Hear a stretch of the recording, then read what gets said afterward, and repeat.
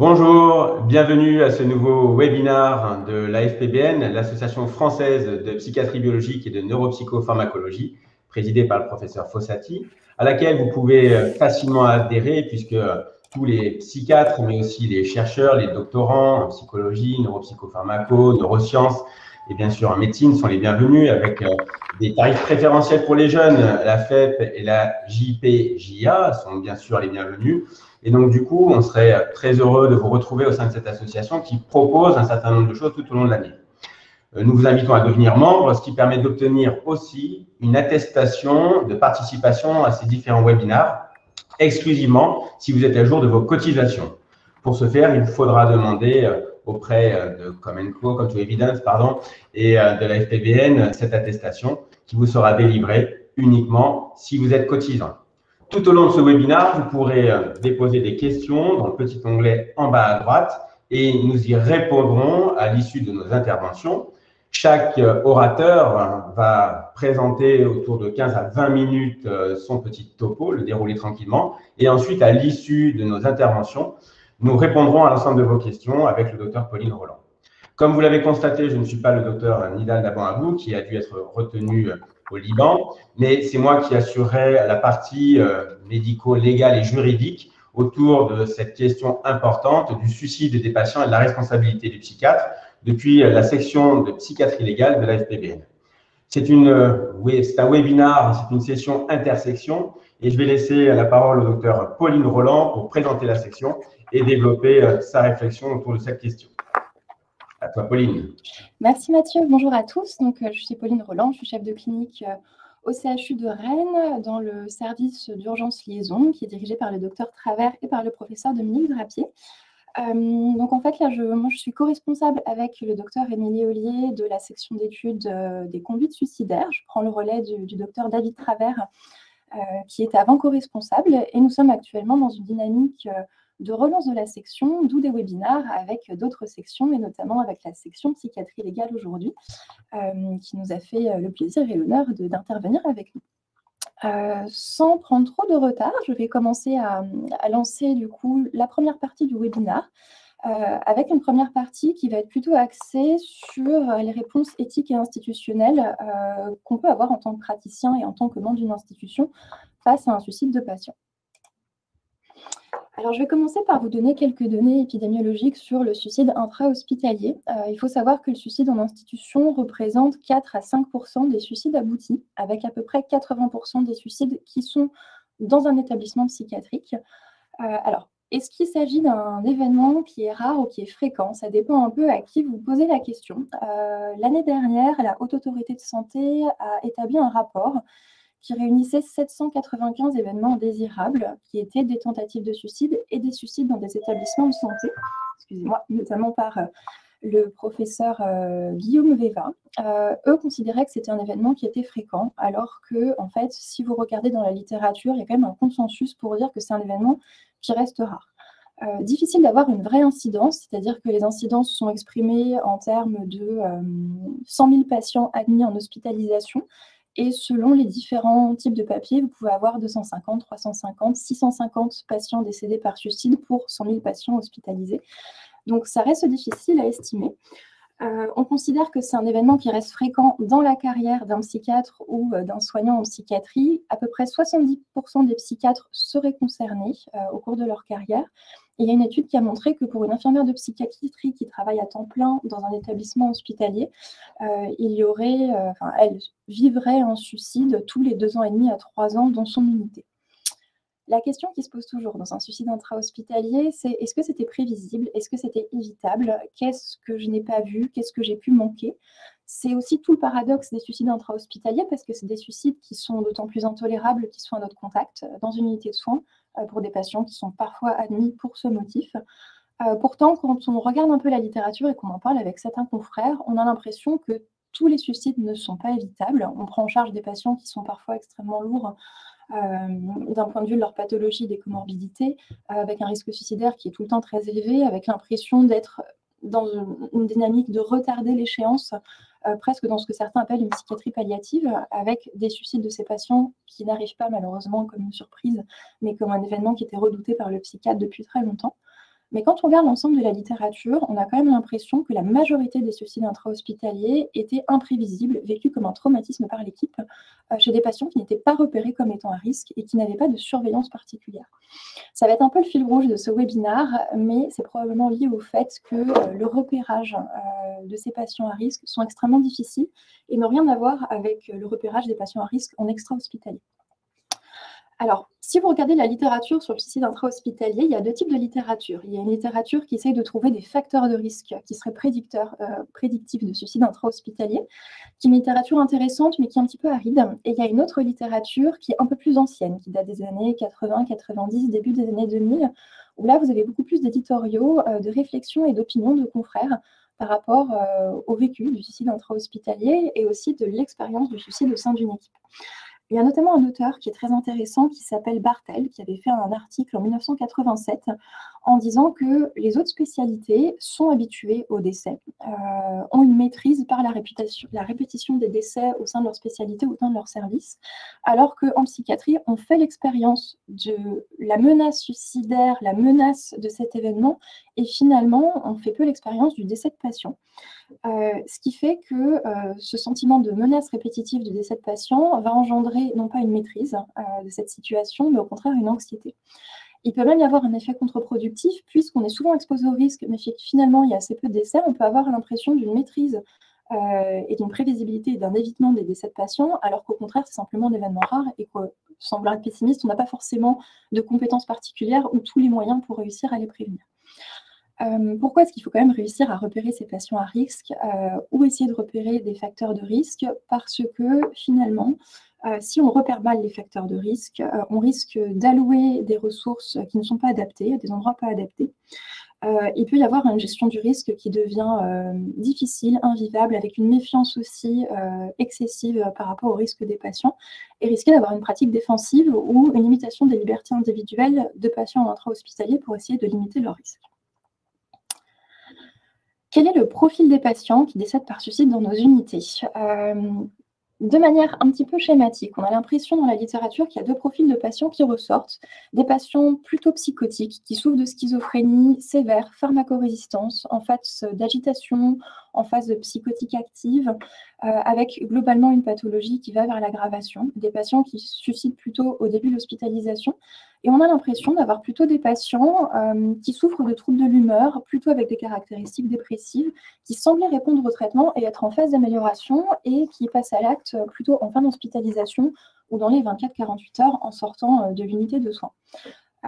La plupart de ces patients sont identifiés, ce qu'on disait tout à l'heure, comme non à risque, c'est-à-dire que la grande majorité des audits et des études qui sont faites par rapport à cette problématique montrent que les patients dans les dossiers n'étaient pas identifiés comme étant à risque.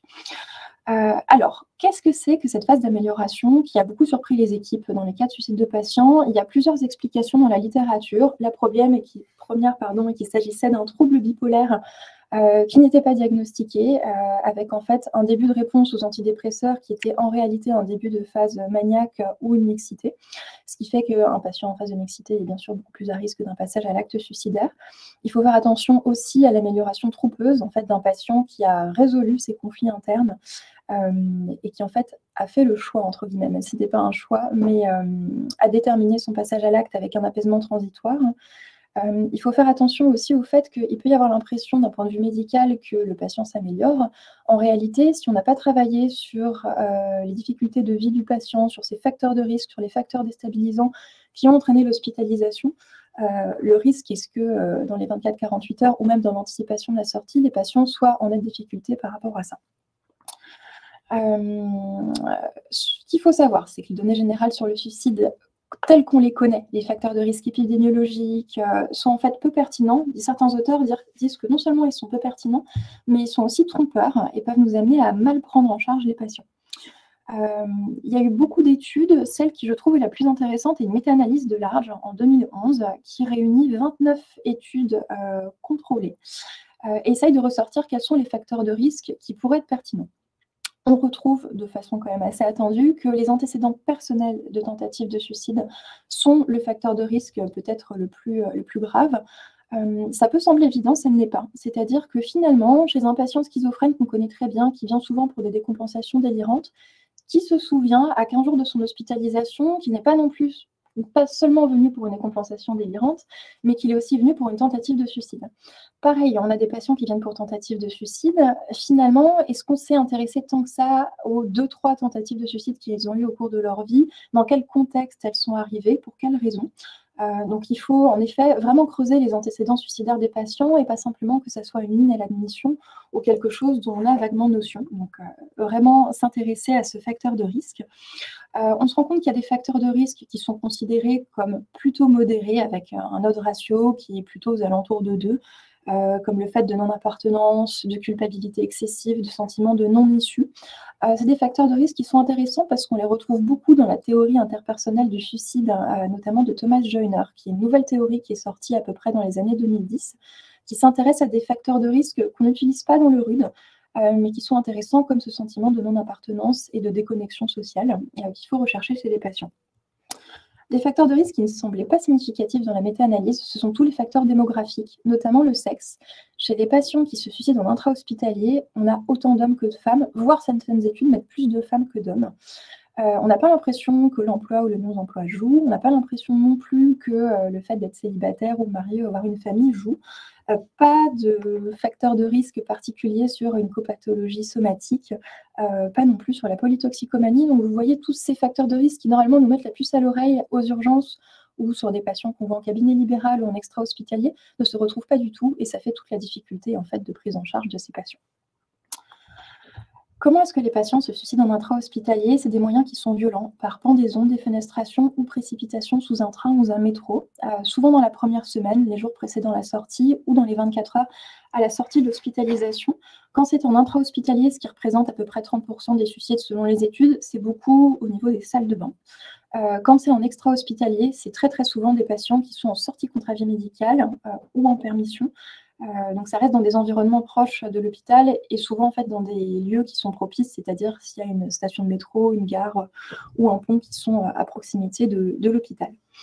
Également aussi la problématique des week-ends, des nuits, des jours fériés. On se rend compte qu'il y a quand même une majorité de suicides dans certaines études qui apparaissent après minuit, avec la problématique de la surveillance qui est importante. Bon, c'est un discours qui peut sembler un petit peu pessimiste. La question qui se pose, en fait, c'est de se dire si ces facteurs de risque suicidaires qu'on connaissait ou qu'on pensait connaître ne sont pas utiles, voire nous induisent en erreur, est-ce qu'il faut en fait être nihiliste et cesser de raisonner en termes de risque? C'est une question qui est soulevée par plusieurs auteurs, et il y a plusieurs auteurs qui considèrent qu'il faut cesser de raisonner en termes de risque suicidaire chez les patients qui sont en intra-hospitalier. Il y a notamment Sab en 2021, qui estime qu'il y a, dans la logique judiciaire, on va voir si le psychiatre a suivi des recommandations de bonnes pratiques, s'est donné les moyens, a une surveillance accrue du patient, a utilisé des moyens dans son unité. Simplement, en fait, il n'y a pas de démonstration scientifique de la protection de ces moyens et on a l'impression que c'est parfois plus en fait avoir un sentiment de contrôle sur une situation qui nous met en difficulté. Et ils disent, en fait, ce qui marche vraiment, c'est d'avoir une alliance thérapeutique avec le patient et c'est de s'intéresser en profondeur à la motivation et au contexte du risque de suicide. C'est quelque chose qui est aussi partagé par Large, qui a fait cette méta-analyse en 2011, qui dit de faire extrêmement attention au biais rétrospectif. Il y a toute une littérature qui est passionnante dans le biais rétrospectif, qu'on appelle aussi la sagesse rétrospective, qui est de se dire, dans certaines décisions judiciaires, on a l'impression, on peut dire que finalement le suicide était prévisible, mais il faut énormément se méfier de nos biais cognitifs, puisque le biais rétrospectif est un biais cognitif qui est extrêmement répandu. C'est-à-dire que connaître l'issue du récit de façon presque obligatoire va altérer notre savoir de base. Il va être impossible d'ignorer finalement l'issue et l'information connue. Et on va pouvoir avoir le sentiment, mais qui est en fait erroné, que finalement c'est évitable, moyennant plus de clairvoyance et moyennant plus de précaution. Ce genre de réflexion, c'est vraiment nier l'incertitude qui règne dans la pratique psychiatrique et dans la pratique du risque suicidaire. Il y a même un contre-argument des auteurs de dire si les suicides intra-hospitaliers étaient plus évitables, on aurait plus de résultats. C'est bien qu'il y a un problème. C'est aussi un élément qui est soulevé de façon assez intéressante par la HS dans son rapport, c'est-à-dire qu'ils ont un intitulé dans le rapport qui est est-ce qu'on peut finalement prévenir sans évaluer précisément la notion de risque chez les patients en intra-hospitalier? Ils ne répondent pas tout de suite à cette question dans le paragraphe qui suit, mais un petit peu plus loin, en donnant des recommandations aux praticiens hospitaliers, en disant finalement, il semble presque contre-productif de catégoriser en A, en bas ou haut risque nos patients en intra-hospitalier. Et il faut vraiment axer l'entretien sur l'alliance thérapeutique, la compréhension de ce qui a pu motiver un passage à l'acte avant l'hospitalisation ou ce qui a motivé la décompensation et l'hospitalisation actuelle. Et en fait, ce qu'il faut faire, c'est pas tellement estimer le risque, mais empêcher toute opportunité de se suicider à l'hôpital. C'est-à-dire que si on n'arrive pas à repérer ces patients, la réponse serait peut-être de tous les sécuriser, mais alors comment les sécuriser? Voilà quelques éléments de réponse que vous pouvez trouver dans la littérature et également dans le rapport de la HAS. Par des CREX, par des RMM. Je ne vais pas forcément m'étendre sur ce que sont les CREX et les RMM parce que ça devient très détaillé et ça sort un petit peu de notre champ.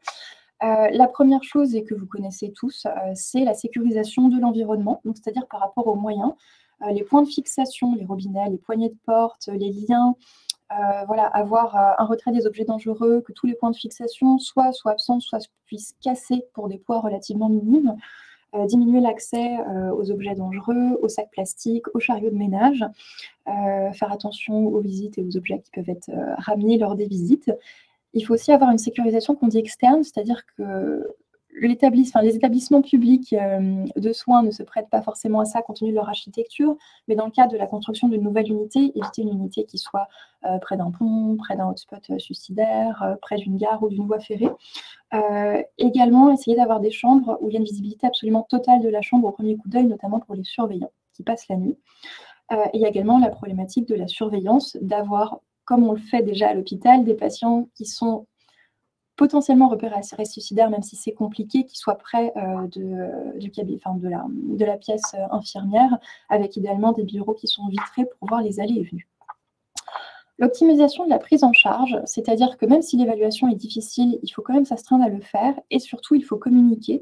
Très souvent dans les CREX ou dans les RMM, le problème était aussi celui d'une communication entre les équipes. Certains membres de l'équipe pouvaient être inquiets pour le patient ou avoir des retours qui étaient inquiétants et finalement, ce n'était pas transmis dans les dossiers, parfois de façon assumée, en disant si jamais je note trop le risque suicidaire dans le dossier, ça risque de contraindre la liberté individuelle du patient, on risque d'avoir plus de mal à lui permettre d'avoir ses permissions, etc.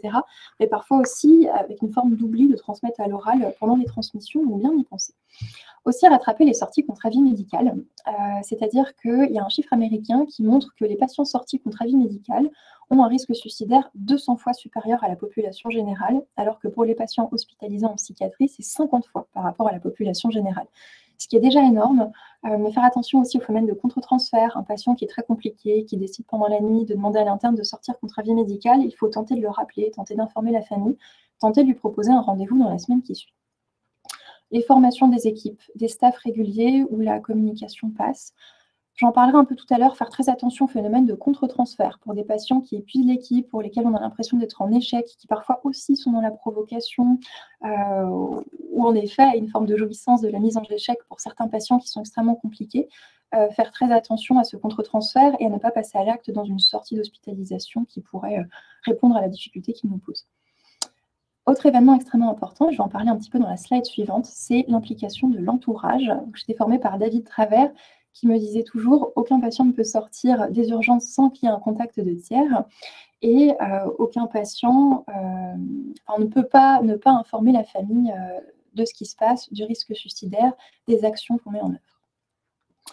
Quel est l'impact sur les professionnels de santé quand un patient se suicide? Il y a plusieurs données dans la littérature qui ressortent et qu'on voit chez nos confrères. Une culpabilité et un vécu d'incompétence qui est fort. Il peut y avoir aussi, chez certains praticiens, une désensibilisation au risque suicidaire. Quand on suit un patient depuis très longtemps, qui a un risque suicidaire qui est élevé, il peut y avoir une difficulté à repérer le moment où la crise devient plus importante et il peut y avoir un sentiment d'épuisement, le sentiment d'avoir porté le patient à bout de bras et que finalement, le suicide est la conclusion logique de ce qui devait arriver.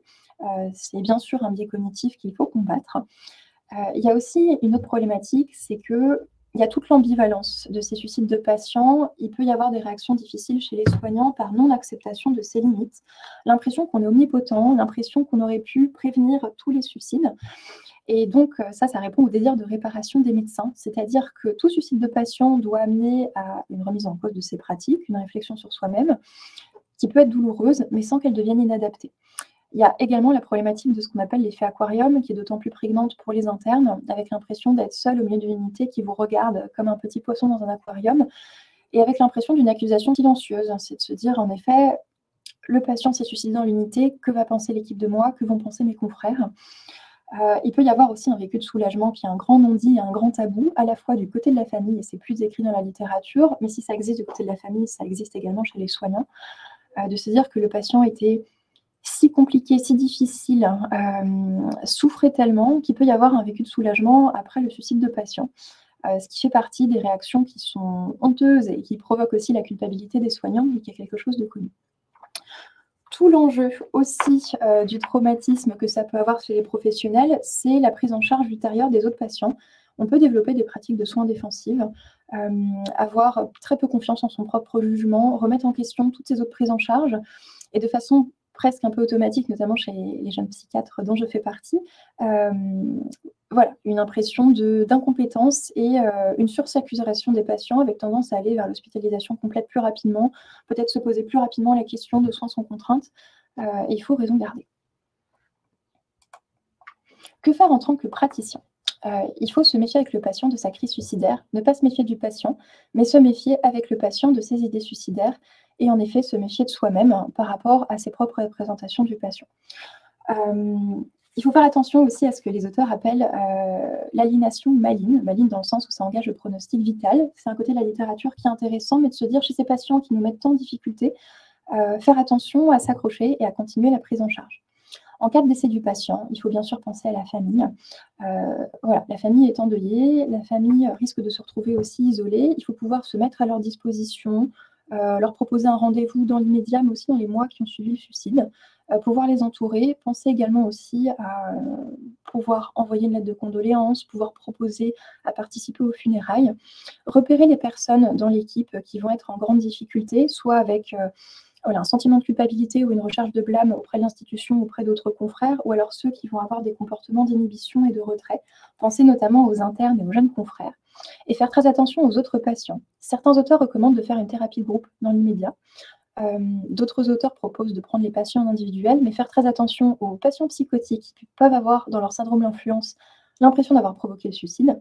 Faire aussi également très attention aux patients qui peut-être ont eu connaissance de la difficulté du patient suicidé, peut-être ont eu connaissance des moyens, peuvent avoir un vécu de culpabilité, et aux patients qui se disent si finalement un patient est décédé dans l'unité, je suis moi-même en danger et je ne pourrai pas appeler à l'aide ou maîtriser mes propres pulsions auto-agressives. En conclusion, des éléments de discussion dont nous parlerons peut-être dans les questions, il y a la question de la désinstitutionnalisation.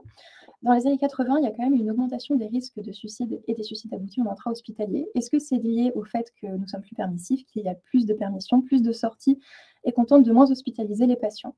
Faire très attention aux reviews avec les équipes. Quelle temporalité? Une review qui est trop superficielle donne l'impression presque de mettre la poussière sous le tapis sur une situation qui a traumatisé l'équipe, mais il faut faire aussi extrêmement attention à la recherche de boucs émissaires dans les revues de cas.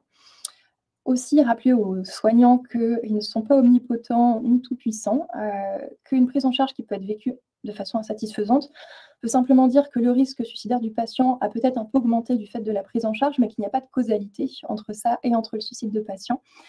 Et en effet, il y a toute la problématique des limites respectives entre les logiques médicales et judiciaires que va vous expliquer Mathieu Lacambre, à qui je vais passer la main. Merci beaucoup, Pauline, pour cet exposé concret et très pratique. On a tendance à négliger le risque en intra-hospitalier avec cette fausse idée que les gens ne peuvent pas se tuer à l'hôpital. Malheureusement, il existe des situations qu'on doit accompagner et en rappelant qu'on a une obligation de moyens et pas de résultats conformément aux données acquises de la science. Et donc, c'est l'occasion pour moi de basculer sur un volet plus juridique. Alors, encore une fois, je vais essayer de rester très concret à partir de la jurisprudence pour vous rappeler des éléments généraux et génériques afin de protéger finalement votre pratique. Donc, l'idée, d'abord, c'est de respecter le cadre et la loi en déclarant mes conflits d'intérêts, mais j'ai peu de conflits, hein, j'ai beaucoup d'amis et je travaille beaucoup dans différentes institutions, sociétés savantes pour pouvoir faire avancer un tout petit peu les choses en termes de qualité, réflexion et recherche autour de la psychiatrie légale. J'aborderai dans un premier temps ce qui fonde nos actions au sens du droit et de la protection des usagers et des patients suicidants. Je rappellerai les régimes de responsabilité, un mot sur le psychiatre au pénal, un petit mot sur l'établissement au regard du droit administratif, et puis quelques notions à emporter avec soi, le safety plan professionnel, pour éviter de se retrouver dans une situation toujours compliquée. Vous rappelez les fondements de notre action, puisque en matière de jurisprudence, en suicidologie, ce qui fonde des poursuites, c'est 3 critères, principalement le caractère prévisible du suicide. Est-ce qu'on avait correctement exploré ou pas les idées suicidaires et le risque suicidaire? On a évoqué cette opportunité juste avant. Ensuite, c'est le défaut de surveillance, mais rappelez-vous que la surveillance, c'est une prescription. On doit faire de la haute couture et du sur-mesure et donc ajuster le niveau de surveillance au regard de l'évaluation. Et enfin, c'est le défaut de sécurité des locaux. La responsabilité d'un professionnel ou d'un établissement sera engagée en cas de faute, d'un dommage et d'un lien de causalité entre la faute et le dommage. Et ça, c'est l'engagement de toutes les responsabilités, on va en reparler. Pour éviter de commettre une faute, qu'elle soit intentionnelle ou non intentionnelle, qu'elle soit liée à une action directe ou indirecte, c'est-à-dire avec une volonté consciente de ne pas intervenir, voici le référentiel médico-juridique de nos interventions en matière de risque suicidaire. On doit, en tant que professionnel de santé, face à un trouble psychiatrique qui altère les capacités de jugement et de discernement et qui nécessite des soins immédiats assortis d'une surveillance constante en milieu hospitalier, mettre en œuvre ce qu'on appelle un soin sans consentement, avec une hospitalisation à temps complet. Il y a différentes variantes sur le plan médico-légal et juridique, avec la dimension habituelle de l'ancienne HDT, le soin sur décision du directeur de l'établissement, la notion de péril imminent, la notion d'urgence et la notion de dangerosité liée au trouble psychiatrique, ou ce trouble qui viendrait compromettre la sécurité ou la sûreté de l'ordre public. Et dans ce cas, c'est le SDRE avec un arrêté municipal en urgence ou préfectoral. Enfin, lorsque le patient est hospitalisé, avec la persistance d'un risque suicidaire élevé, nous devons mettre en œuvre des mesures conservatoires et non pas thérapeutiques au sens de l'isolement et ou de la contention. Souvenez-vous que l'isolement et ou la contention, au regard de la loi aujourd'hui, ne sont absolument pas des mesures thérapeutiques, mais des mesures conservatoires de dernier recours lorsqu'on a tout fait avant. Et tout fait avant, il faut l'avoir tracé, c'est-à-dire qu'on a mis en œuvre une approche relationnelle, on a fait cette évaluation, on a proposé une chimiothérapie apaisante, ensuite sédative, et ensuite on a recours à l'isolement, et ensuite on a recours à la contention pour prévenir un dommage dans l'intérêt du patient et exclusivement dans l'intérêt du patient en ayant tracé ces différentes étapes. Souvenez-vous qu'il faut systématiquement tout tracer dans le dossier, car le risque finalement, c'est d'engager sa responsabilité. Nous sommes tous responsables au sens de notre référentiel métier, chacun à son endroit, depuis la secrétaire médicale, en passant par l'interne, l'infirmier, la SH, le médecin. Nous avons l'obligation de répondre à certains actes, d'être garant, d'assumer ses promesses, en particulier dans le cadre du serment d'Hippocrate, qui pose des choses de manière très claire. Ça a pour conséquence notre obligation, au sens d'un devoir, de réparer un préjudice qui serait causé à quelqu'un de par son fait ou par le fait de ceux dont on a la charge, la surveillance, voire de supporter une sanction. C'est l'article 1240 du Code civil qui rappelle que tout fait quelconque de l'homme qui cause à autrui un dommage oblige celui par la faute duquel il est arrivé à le réparer. Article 1240, complété par 1241, chacun est responsable du dommage qu'il a causé non seulement par son propre fait, mais encore par sa négligence ou son imprudence. Vous n'avez pas fait correctement le job, vous serez poursuivi et condamné au civil. Subtilité pour les PH qui encadrent des internes, pour des chefs de service. S'il y a une faute qui est commise par la secrétaire médicale, la responsabilité civile du chef de service pourrait être engagée. Comme le rappelle l'article 1242 du Code civil, on est responsable non seulement du dommage que l'on cause par son propre fait, mais encore de celui qui est causé par le fait des personnes dont on doit répondre ou des choses que l'on a sous sa garde. Donc, cet engagement, il nous concerne directement, mais aussi indirectement, au sein de sa propre équipe. Et c'est la raison pour laquelle il faut partager cet engagement vraiment contractualisé au sens d'un soin auprès d'un patient un soin adapté, nécessaire et proportionné sur la base d'une évaluation répétée. Petit diapo pour rappeler les différents régimes de responsabilité. La responsabilité pénale, c'est la punition. 3 conditions, un élément intentionnel, un élément matériel et un élément légal. La responsabilité civile, on en a parlé, il s'agit, en cas de préjudice ou de dommage, de venir réparer. Et donc, lors éventuellement d'incrimination, on pourra aller chercher une sanction pénale au sens de la punition et ou une sanction civile au sens de la réparation. Ce qui vient aussi renseigner de l'intention éventuellement du plaignant, s'il veut vraiment faire punir le soignant ou s'il est simplement dans une démarche de réparation.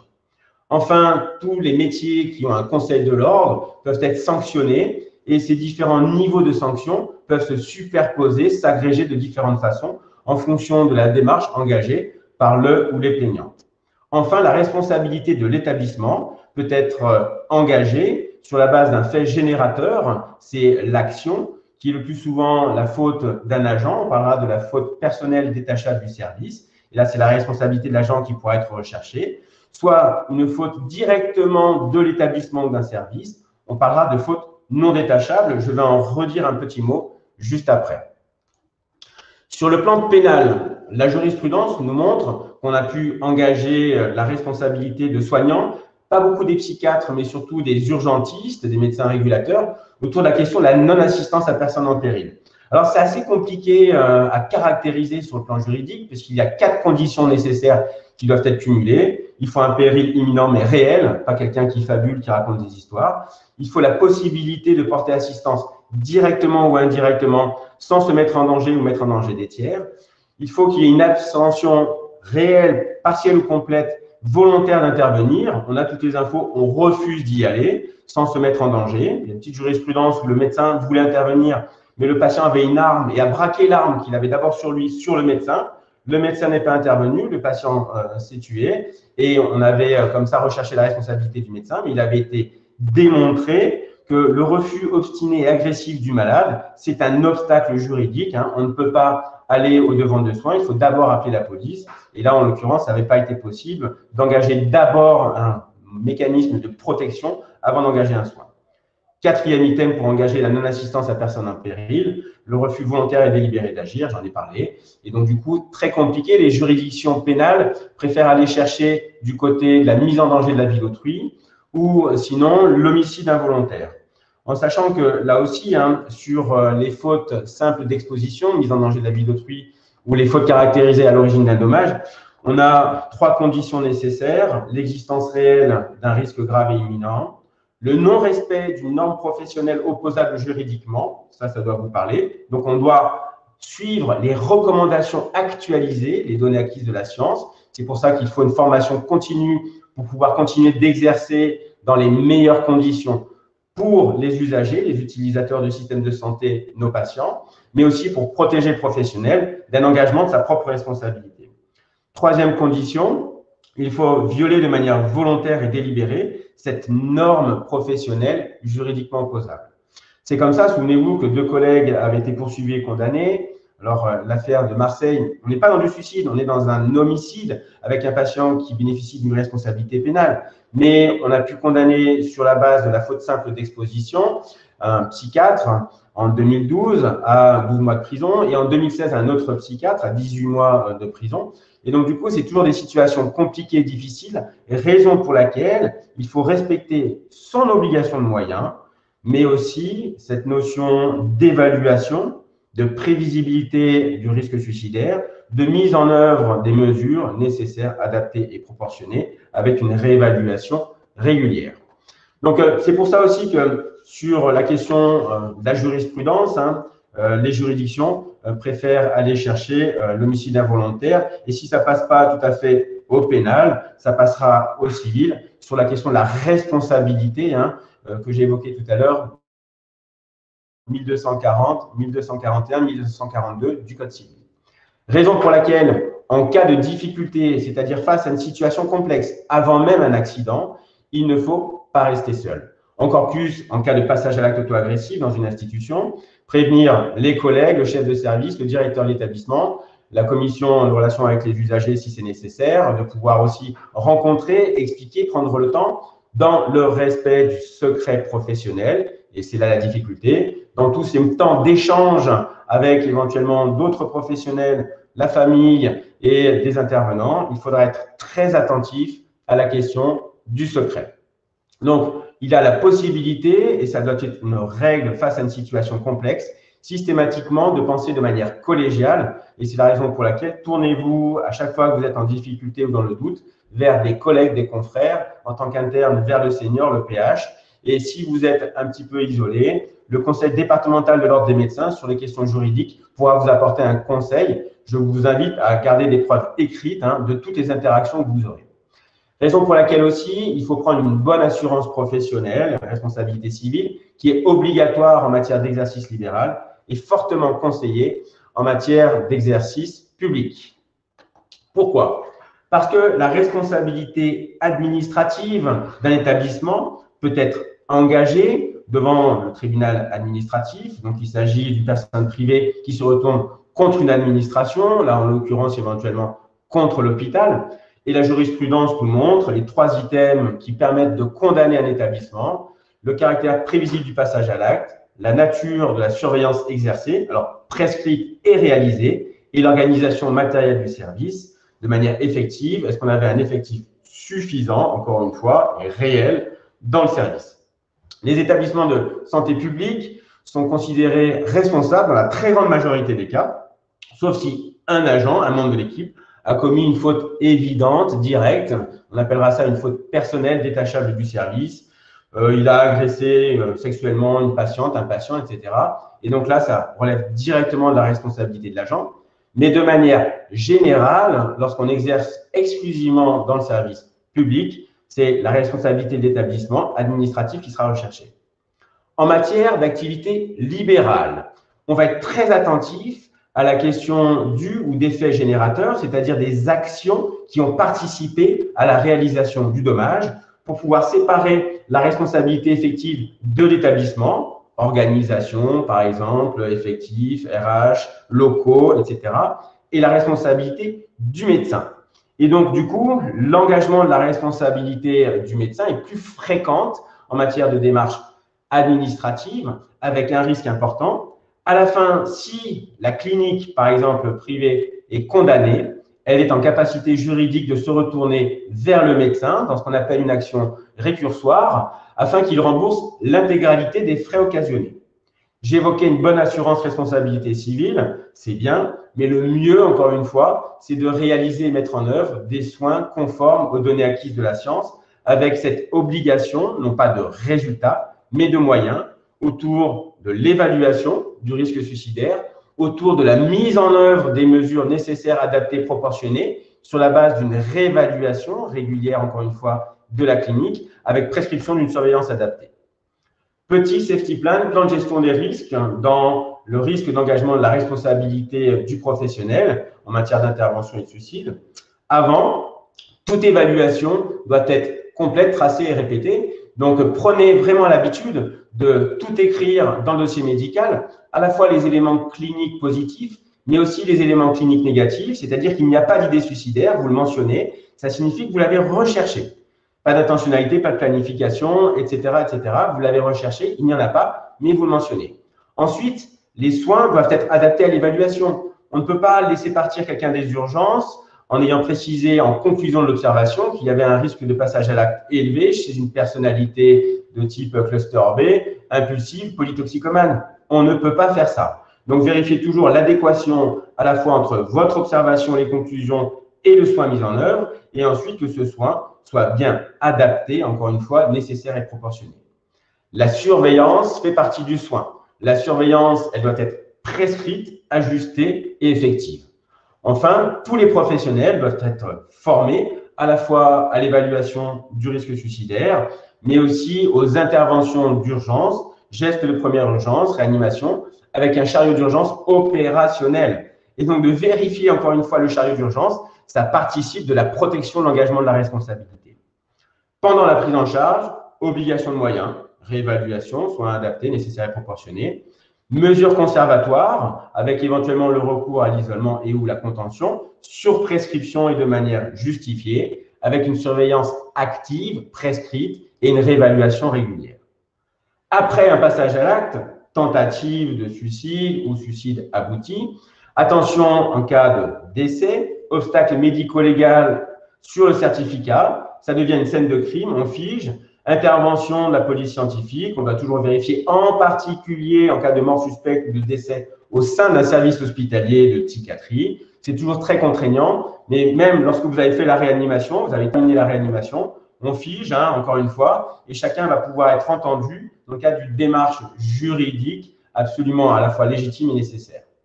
Il s'agit de gérer l'équipe, les soignants, en particulier les soignants qui ont participé aux soins ou à la réanimation, mais aussi au niveau institutionnel, dans l'établissement, dans le service, et de pouvoir accompagner et accueillir les familles. Traçabilité de toutes les démarches, j'insiste, toutes les démarches, avec un partage ciblé, proportionné et conforme des informations, c'est-à-dire que si le patient s'est opposé à la transmission de certaines informations, vous ne pourrez pas les transmettre, et de manière générale, on doit transmettre que ce qui est utile et nécessaire.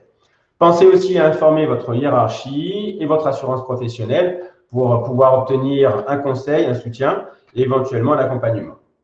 Quelques pièges, surtout dans le cadre des urgences, il n'y a pas d'interdiction à parler aux familles. Dans le cadre de l'urgence, l'article 1110-4 du Code de la santé publique prévoit qu'on puisse informer une famille non pas d'un diagnostic précis, d'une consommation de stupéfiants, mais d'un risque particulier, de la nécessité d'un accompagnement et éventuellement de donner la ressource pour appeler à l'aide en cas de nécessité.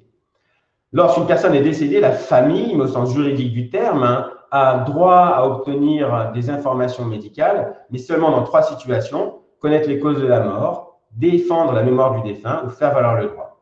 Attention aux assurances vie, encore une fois, c'est à la compagnie d'assurance d'apporter la preuve du caractère volontaire et conscient du décès, et surtout ne transmettez pas des informations de compagnie d'assurance. On transmet des informations aux familles en les informant, encore une fois, systématiquement du risque de mésusage de ces documents, en particulier vers les assurances vie. Télémédecine, première consultation, attention à bien identifier le patient et à savoir où il réside, parce qu'on a des situations où les patients pourraient mettre en scène une tentative de suicide. Il faut pouvoir intervenir au domicile du patient. Souvenez-vous, sinon non-assistance à personne en péril, on a une obligation de moyens, pas de résultat. Pour les armes à feu, dérogation du secret, 4e alinéa du 226-14 du Code pénal. Pour les professionnels armés, avec leur accord, on peut informer la médecine du travail ou le médecin de prévention. Donc, pensez, s'il vous plaît, à tous ces éléments juridiques, comme ça, en guise de conclusion, pour pouvoir, encore une fois, exercer de manière sereine. Vous rappelez que l'obligation de moyens, non de résultats, s'impose à tous les professionnels de santé exerçant dans les établissements de santé.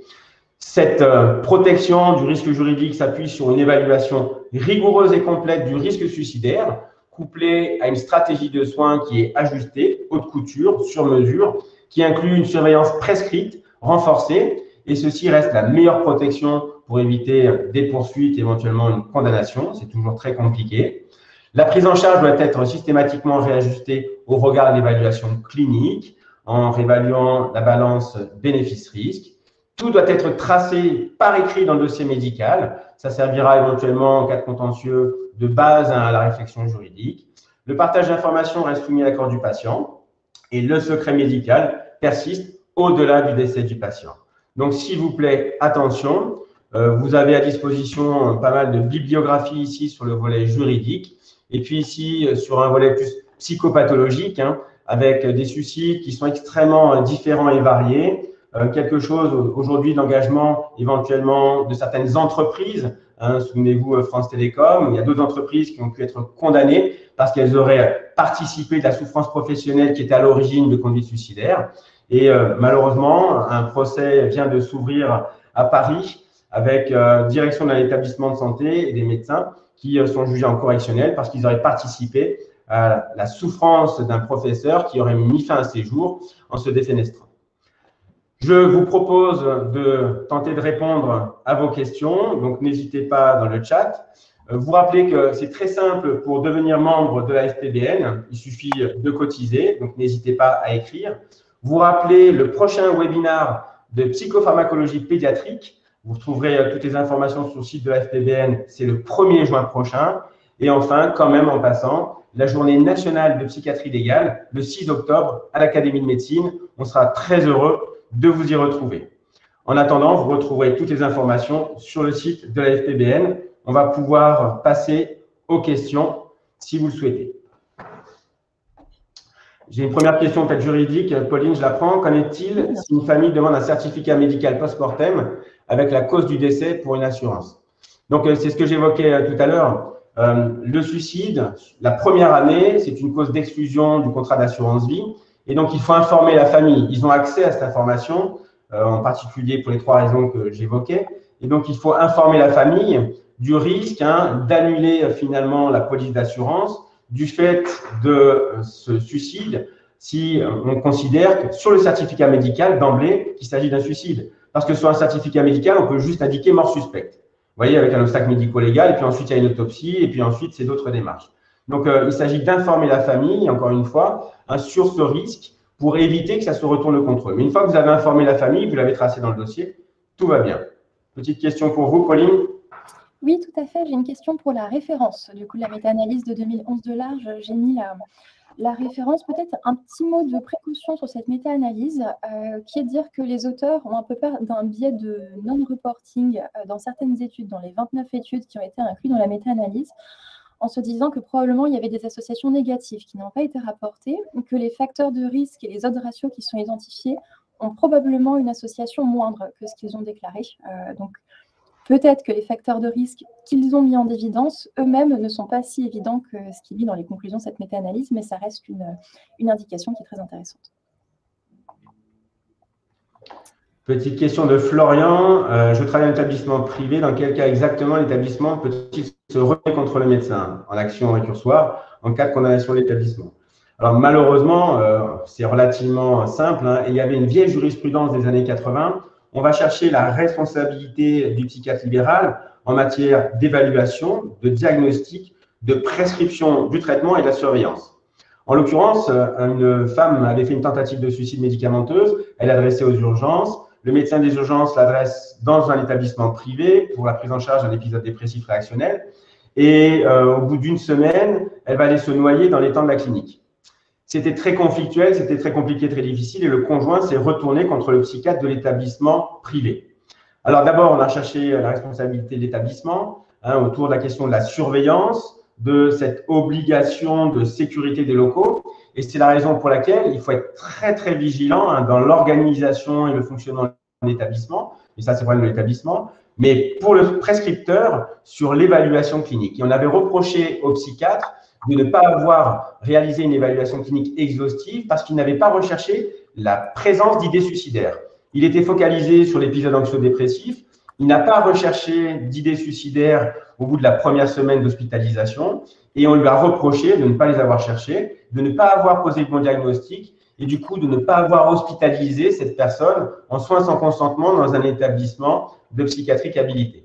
Donc du coup, on est sur ces niveaux, mais qu'on retrouve dans les établissements publics, sauf que sur la responsabilité administrative, c'est d'abord l'établissement qui prend, et les établissements publics vont rarement se retourner, sauf faute personnelle des tâches du service, contre le médecin, le professionnel de santé. Par contre, dans les établissements privés, comme c'est beaucoup d'argent, ils sont très attentifs, soit le plus fréquent, à bien séparer les niveaux de responsabilité, donc entre la responsabilité de l'établissement, défaut de surveillance, défaut de sécurité des locaux, soit du côté du praticien, et c'est du côté de l'évaluation diagnostique et des soins mis en œuvre qu'on ira rechercher sa responsabilité.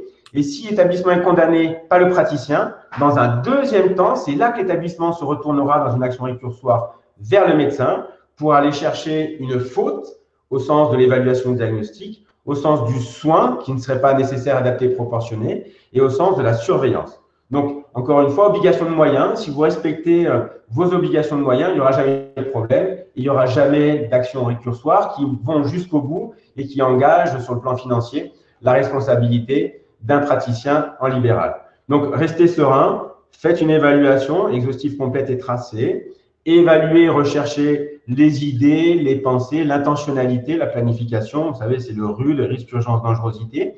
Prenez la bonne décision, éventuellement avec des mesures conservatoires ou de soins sans consentement, si c'est nécessaire, et uniquement c'est nécessaire, à condition de l'avoir justifié. Et puis ensuite, vous pourrez vivre votre vie professionnelle de manière tout à fait sereine. Alors là, encore une fois, sur ces actions récursoires, c'est très, très rare. Mais le plus souvent, c'est parce que l'agent a quand même commis une faute, qui peut être une faute d'imprudence, de négligence, mais il n'a pas respecté, encore une fois, ses obligations professionnelles, déontologiques et le référentiel juridiquement opposable en matière d'évaluation du risque suicidaire. On a ensuite une question de Léonard Bachelier qui est un peu pour nous deux. Donc en première partie, j'expliquais que l'évaluation du risque suicidaire n'avait pas de validité scientifique, et en deuxième qu'il faut se tenir à jour de la science, évaluer le risque suicidaire, comment se positionner si des résultats sont aussi controversés.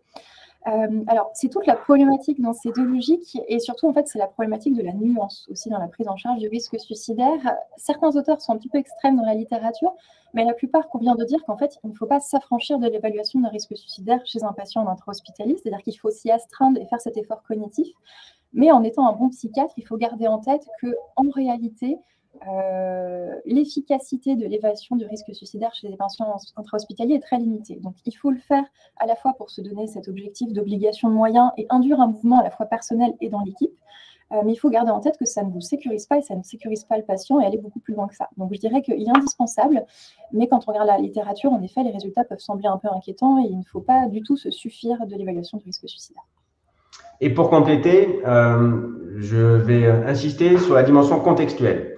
Vous avez une grille de lecture standardisée, générale et générique d'évaluation du risque suicidaire, mais cette grille, elle doit s'adapter au contexte et à l'environnement. Par exemple, en milieu carcéral, on est sur une évaluation clinique psychopathologique du risque suicidaire et sur une clinique qui est un tout petit peu différente. Et donc, du coup, on est obligé de réajuster. En milieu hospitalier, c'est pareil. On a vu que le sexe ratio s'équilibrait en milieu hospitalier, ce qui est assez étonnant, mais ce qui vient nous montrer qu'il y a un facteur de risque, par exemple, de suicide, sexe masculin, un facteur de risque statique ou très proximal. En milieu ordinaire ouvert, c'est un facteur de risque de suicide abouti et réussi. Alors qu'en milieu hospitalier, ce risque n'est pas spécifique, c'est-à-dire que le genre ne devient plus un risque spécifique de suicide abouti et réussi. Donc, il s'agit de réajuster systématiquement en fonction de son environnement, alors son environnement d'exercice, mais surtout de l'environnement du patient et de cette prise en charge. Donc, tous les facteurs de risque suicidaire ne sont pas tout terrain. C'est là où j'évoquais la question de la haute couture et de faire du sur-mesure pour pouvoir réellement participer de la réduction de ce risque. Alors, quid des pulsions suicidaires provoquées par les ISRH chez une partie significative des patients? Alors, je vais essayer de vous répondre dans le cadre de la littérature qui a été faite sur ce sujet du suicide intra-hospitalier. Je vais un peu prêcher pour ma paroisse et vous proposer, pour avoir un excellent webinaire qui a été fait il y a très peu de temps, avec la section sexe et la section médecine psychédélique, où en effet il y a toute une étude, notamment par Roger Castroman, des différents types d'antidépresseurs par rapport au risque suicidaire sur les ISRS et sur les autres. Ce que montre quand même la méta-analyse notamment, c'était de savoir est-ce que la thérapeutique utilisée est un facteur de risque aussi de suicide abouti chez les patients intra-hospitaliers. On montre qu'il y a un surrisque modéré chez les patients sous antidépresseurs et qu'il ne semble pas avoir de surrisque chez les patients qui sont sous antipsychotiques. De ce facteur de risque, il n'en conclut rien en disant ça ne veut pas dire qu'il y a un surrisque chez les patients qui sont sous antidépresseurs, mais c'est que c'est probablement en fait une association masquée qui nous fait tenir ce résultat. Donc ce n'est pas quelque chose qui est vraiment exploité dans la littérature sur les suicides intra-hospitaliers et ce n'est pas un facteur de risque non plus sur nos prescriptions ou sur des associations un peu masquées qui est suffisamment robuste. En relais, une question juridique sur un SMS d'un patient qui vous indique qu'il va se suicider. Vous avez une obligation de moyens et donc du coup, vous devez engager les secours systématiquement. Vous avez une information avec un risque, il va falloir évaluer, il faut engager les secours. Donc, il ne faut pas juste renvoyer un SMS en disant au patient faites le 15. Il faut vous faire la démarche et si le patient il a votre numéro de téléphone professionnel ou personnel, j'espère que vous connaissez son adresse, vous avez le moyen de connaître son adresse et d'engager des secours ou sinon une VAD ou sinon des personnes ressources qui sont à proximité. Donc, l'obligation de moyens est vous tracez. Vous tracez ce que vous avez fait dans le dossier médical. Autre question de Jean-Dominique. Vous avez évoqué le fait qu'une clinique peut reprocher à un psychiatre de ne pas avoir mis en place un soin sous contrainte. Mais qu'en est-il si le patient accepte l'hospitalisation et consent au soin? La notion de soins sans consentement, elle s'engage lorsqu'il y a un trouble psychiatrique qui altère les capacités de jugement et discernement, que ce trouble nécessite des soins immédiats sortis d'une surveillance constante en milieu hospitalier, hein, et que, encore une fois, on s'affranchit de la question du consentement, mais ça ne veut pas dire que systématiquement les patients s'y opposent. On a des patients psychotiques qui sont ambivalents, qui vous disent oui, je veux des soins, mais qui sont complètement délirants et qui vont s'engager dans un soin pour des raisons délirantes. Donc, on ne peut pas fonder exclusivement et uniquement la décision d'engager un soin librement consenti sur la base du consentement du patient. Ce qui font la décision médicale de soins sans consentement, 3 critères, un trouble psychiatrique qui altère les capacités de jugement et discernement et qui nécessite des soins immédiats sortis d'une surveillance constante en milieu hospitalier. Je suis face à un patient suicidant dans le cadre d'un trouble de la perso ou sinon d'un épisode dépressif. Il m'exprime des idées suicidaires. Il a une altération des capacités de jugement et discernement parce qu'il ne peut envisager aucune autre solution. Ça nécessite des soins immédiats sortis d'une surveillance constante en milieu hospitalier. Je mets en place des soins sans consentement. Point barre. Donc, s'il vous plaît, il faut penser les choses un tout petit peu différemment. On doit fonder une décision sur une évaluation clinique exhaustive et pondérer l'engagement des soins au regard de cette évaluation pour des soins proportionnés. Quid de la responsabilité médicale quand une hospitalisation complète est indiquée, mais qu'il n'y a pas de place? Alors, la question des places, la juridiction, ça n'intéresse pas. Vous ne pouvez pas justifier que vous n'avez pas mis en place des soins parce qu'il n'y avait pas de place. Donc, vous avez une obligation de moyens, il y a un directeur d'astreinte, de garde, on va adresser vers des établissements périphériques et il faudra démontrer systématiquement que vous avez mis en œuvre tout ce que vous pouviez en termes de moyens pour éviter d'engager votre responsabilité. Sur la primo-consultation en visio, alors là, c'est très compliqué. Moi, je vous invite, lorsque vous avez une première consultation en visio, à vous assurer que vous avez des informations minimales administratives concernant le patient. Son numéro de téléphone, pas seulement une adresse mail, son adresse de domiciliation. C'est de pouvoir anticiper une éventuelle intervention des secours.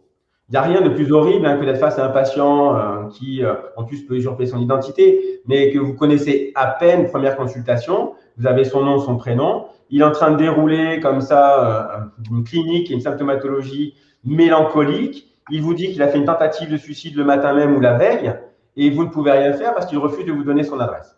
Si vous avez déjà renseigné cet item, et même s'il vous ment, ce n'est pas grave, vous avez répondu à votre obligation de moyens. Donc, on n'a pas encore de jurisprudence sur la télémédecine, mais ça va probablement arriver. On a la HAS qui a proposé un référentiel de bonnes pratiques autour de la télémédecine, et puis il y a un certain nombre de référentiels et publications qui émergent. Mais moi, je vous invite à être très prudent et à récupérer en amont d'une téléconsultation, en particulier pour une première consultation, de récupérer des informations pertinentes qui pourraient vous faciliter et vous engager au sens de l'obligation de moyens. En milieu carcéral, et là j'y suis, on a régulièrement des personnes au quartier disciplinaire qui vont réaliser une tentative de suicide pour instrumentaliser la sortie du quartier ou une contre-indication médicale ou psychiatrique au quartier.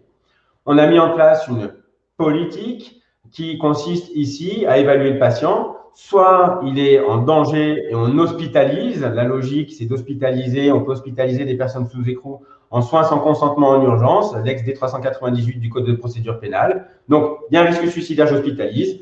Soit il retourne au quartier disciplinaire. Il n'y a pas d'incompatibilité médicale au quartier disciplinaire. Il y a soit une indication d'hospitalisation, soit c'est l'affaire d'administration pénitentiaire. C'est comme le recours à la CPROU, des cellules lisses qui viendraient comme ça protéger des patients suicidants. L'indication, elle est posée par la pénitentiaire. On réalise une évaluation. Soit il y a une indication d'hospitalisation, soit il n'y en a pas, et les soins continuent. Et l'administration pénitentiaire, éventuellement, décide de maintenir ou de sortir le patient. Si on reçoit le SMS en pleine nuit alors qu'on dort, on est responsable quand même. Éteignez vos téléphones portables et donnez pas votre numéro de téléphone personnel à vos patients. Ça protège beaucoup. Ou sinon, ne pas laisser un répondeur. Il y avait eu des petites jurisprudences il y a longtemps maintenant. On ne prend pas les messages dans un cabinet médical, vous l'avez constaté. Ou sinon, on laisse un message vocal qui dit « En cas de difficulté, appelez le 15, rendez-vous aux urgences ». Donc, il faut donner l'information. Mais ne donnez jamais votre numéro de téléphone portable personnel à des patients. Il faut leur donner des informations et les bonnes ressources. Les bonnes ressources, c'est le 15, les urgences. Donc, vous recevez un SMS en pleine nuit. Ça signifie que vous n'avez pas été informé qu'il y avait un danger imminent et immédiat. Donc, on ne pourrait pas vous condamner, on ne pourra pas rechercher votre responsabilité parce que vous n'étiez pas informé. Par contre, si vous êtes d'astreinte et que vous dormez et que vous ne répondez pas, c'est une faute. Pour les mails, la même chose. Les patients qui vous envoient des mails en disant « Sauvez-moi, je vais mourir », il faut soit un message en absence automatique en disant « En cas d'urgence, rendez-vous aux urgences, appelez le 15 », soit, là on n'a pas de jurisprudence, traiter vos mails en sachant qu'on peut voir quand vous l'avez ouvert. Donc, si vous ouvrez un mail d'un patient en détresse, j'espère que vous avez son numéro de téléphone pour le rappeler, s'assurer qu'il va suffisamment bien. Et sinon, il y a aujourd'hui des systèmes avec des helplines, avec différentes modalités pour pouvoir donner de la ressource aux patients. H24, 24 sur 24 sur la question du risque suicidaire. Donc, évitez de donner votre numéro, mais donnez la ressource générale et générique qui fonctionne, qui est adaptée et proportionnée pour pouvoir accompagner ces patients. Entendu. On arrive à la fin des questions et à la fin du webinaire. Merci beaucoup à tous pour votre attention. Nous vous rappelons, avant que vous nous quittiez, votre possibilité de devenir membre de la FPBN et de payer vos cotisations, idéalement. Je vous rappelle aussi, comme a dit Mathieu au début, que les attestations de présence au webinaire ne seront délivrées que si vous êtes membre de la FPBN et que si vous en faites la demande. Et voici le prochain webinaire, dont vous trouverez aussi l'affiche sur le site de la FPBN et qui a lieu demain, donc à très courte échéance. Merci à tous pour votre participation et puis vous pouvez retrouver ce webinaire en replay sur le site très prochainement. Merci Pauline, merci à tous. Merci Mathieu.